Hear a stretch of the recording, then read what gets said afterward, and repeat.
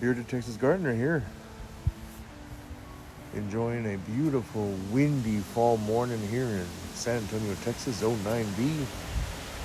The wind came in. Oh, can you hear that? Listen to that. Beautiful. Look at all that. Look at the wind blowing the Chinese tallow. I just finished fertilizing. There's my spreader, broadcast spreader. Actually, no, it's a drop spreader. And I fertilized the front yard with all the vegetation that I have out. So a little few tips on fertilizing. You want to, oh, look at my shirt. Oh my God, I know that guy. It is the season.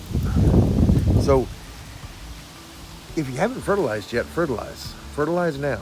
Fertilize today if you're in Texas, especially South Texas, because you want the plants to get fortified and fed to help them withstand the cold snaps that we're going to start getting. Now, the weather in South Central Texas is pretty lackadaisical, right? Very, very up and down, hot, cold, hot, cold, hot, cold. So I just fertilize in order to do it. Now, around Thanksgiving, I'm going to compost this whole thing, and I'll make a video about that later on how to do that and where to get it and all that good thing, all those good things. But one thing I wanted to tell you here is this. Look, so let me switch this back around. So yeah, I did the whole yard with this broadcast spreader.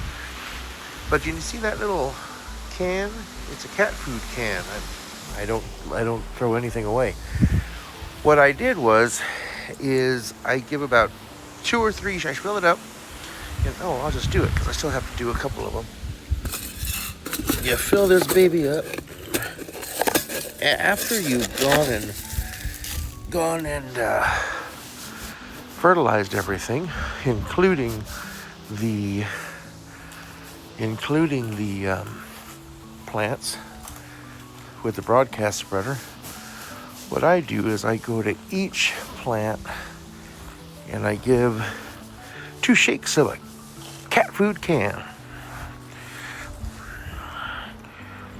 Get down low, especially with the wind, and just give it some extra little food.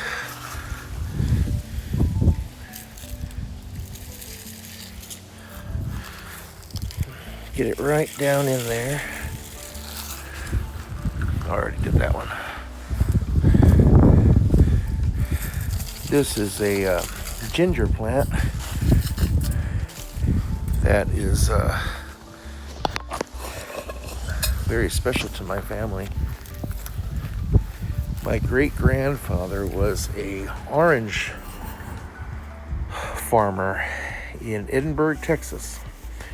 In South Texas, it's called the Valley. Well, anyway, and my grandmother, he was my grandmother's father, and he had those ginger plants all over the place. So my grandmother took a sprig of it and planted it at her house decades ago.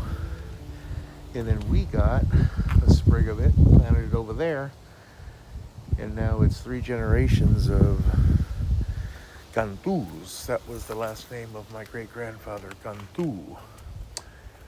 But anyway, very proud of that. So yeah, if you haven't fertilized your wonderful children out in your yard, please do so. You don't want to do it when it's already cold, because it's just not gonna do as much as it would having gotten to the soil well before the big cold snaps come in January, February. What am I using? That's a great question that popped into my head, what you might be asking. Since I'm going organic completely, I'm using Medina Growing Green.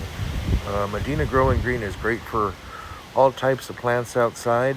It has a chicken manure base, so it has that pretty nursery smell that isn't necessarily something you want inside. So if you're going to do fertilize inside plants, I would go with the liquid has to grow, Medina has to grow, and yeah, that's just as good. But you're going to have to do that every 2 weeks.